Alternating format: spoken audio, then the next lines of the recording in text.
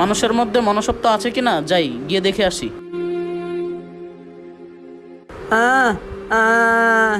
ওই বেটা পাগল ছাগল কই থেকে সর সামনে থেকে।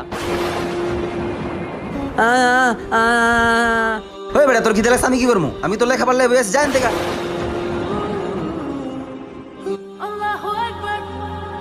আরে যাক কামড়া শেষ হয়েছে, আজানটাও দিছে, নামাজটা গিয়ে পড়ে আসি। বাবা আমার কাছে তো কোনো টাকা পয়সা নাই। এই নে বাবা, খাওয়ার জন্য রুটি আনছিলাম, এটা তুই খেয়ে ফেল। আরে ভাই কে আপনি? তোর উপর আল্লাহ তাআলার একটা পরীক্ষা ছিল, ওটাতে তুই সফল হইছিস। এই ল, এই ব্যাগে কিছু টাকা আছে, এগুলো তোর কাজে লাগবে। আর এভাবে মানুষের সাহায্য করে গরিব দুঃখীদের পাশে থাকবি।